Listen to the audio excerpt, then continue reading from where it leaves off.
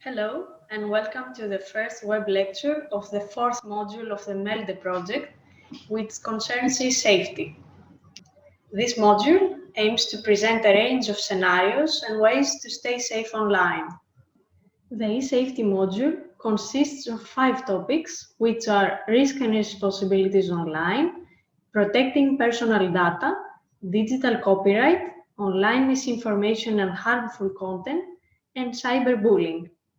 As part of the first topic, which is risk and responsibilities online, issues like potential threats to hardware and software, threats to data and information, ways of reporting internet scammers, and online rights and responsibilities are going to be discussed.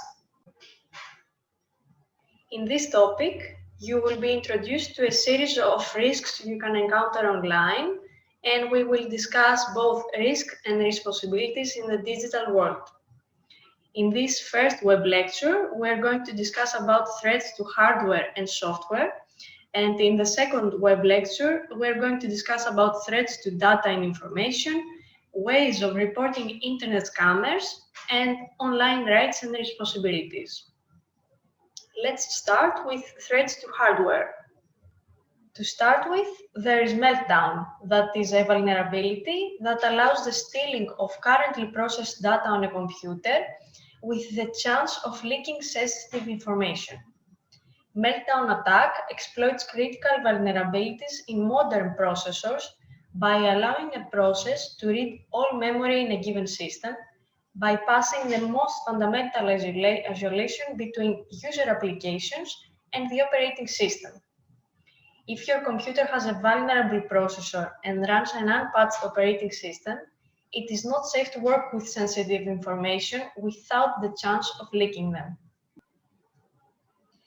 Another potential threat to hardware is Rowhammer, that is a security exploit that takes advantage of a hardware design flaw in modern random access memory cards, resulting in data theft.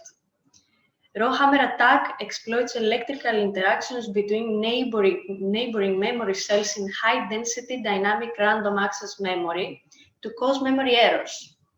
The idea is that an opponent with limited privileges accesses the dynamic random access memory of a target machine by executing a program over and over on a row of transistors in a computer's memory chip in order to hammer that row until it leaks some electricity into the adjacent row. That leakage of electricity can cause a bit in a target row to flip from one position to another, slightly altering the data stored in memory. The only feasible solution is replacement of all dynamic random access memory modules. Another hardware vulnerability is when computers use conventional BIOS instead of the Unified Extensible Firmware Interface named UEFI.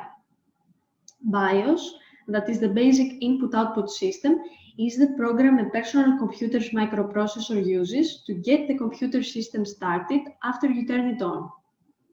BIOS can be of two types, namely conventional BIOS or legacy BIOS, and BIOS based upon the UEFI specification. Older PCs with conventional BIOS are very outdated and more vulnerable to attack because they are not compatible with Secure Boot. Secure Boot is a feature of the UEFI, a more modern solution for a low-level software on recent motherboards that starts when we boot a PC before booting the operating system. Furthermore, old routers can be vulnerable to attacks. Many routers provided to customers by internet service providers around the world contain serious flaws that allow remote hackers to take control of them. Most of routers have a directory traversal flaw in a firmware component called webproc.cgi that allows hackers to extract sensitive configuration data, including administrative credentials. Once a router is compromised, it can be used for denial of service attack or for credential certification. They can also be used to hide source of illegal activities, as traffic will appear to be coming from random addresses rather than its true origin. Secure Boot helps to prevent malware from loading onto a computer during the boot process by checking the system for validity. UEFI supports also networking features directly to its firmware, which can be of help for remote troubleshooting and configuration. Now, let's discuss about threats that are targeting vulnerable software. First, a computer virus is one of the most common threats to cybersecurity. A computer virus is a type of malicious code or program written to alter the way a computer operates that is designed to spread from host to host and has the ability to replicate itself. It is often sent as email attachment or downloaded from specific websites with the intent to infect the host computer. Once circumstances cause the computer or device to execute the virus's code, it is capable of sending spam, disabling device's security settings, corrupting and stealing data from it, including personal information such as passwords. Viruses can even go as far as to delete everything on the hard disk drive, the solid-state drive, or the SD card of the attacked device. Next, we have adware. Adware is considered any software that is designed to track the user's browsing habits and, based on that, show him advertisements and pop-ups. Adware collects data with the user's consent and is even a legitimate source of income for companies that allow users to try their software for free, but with advertisements showing while using the software. The adware clause is often hidden in related user agreement documents, but it can be checked by carefully reading anything accepted while installing the software. The presence of adware on a computer is noticeable only by the pop-up windows, and sometimes it can slow down the computer's processor and internet connection speed. When an adware is downloaded without consent, it is considered malicious. Next, there is spyware. Spyware is any software that is designed to track the user's browsing habits in order to show him advertisements and pop-ups, and it is installed on the user's computer without his knowledge.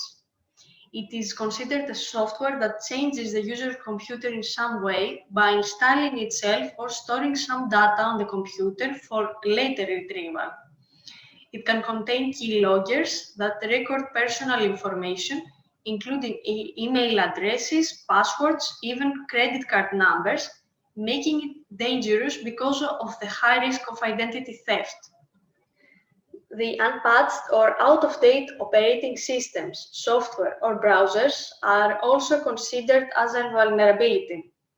They can potentially put the security of users at risk through flaws and holes in systems that they have not been yet discovered or patched. They are easily available to hackers, so they can exploit the system-level security vulnerabilities. Also, outdated systems are exposed to ransomware attacks, meaning that a form of malware may attack the system, encrypt the user's files, and demand a ransom to restore access to the data upon payment.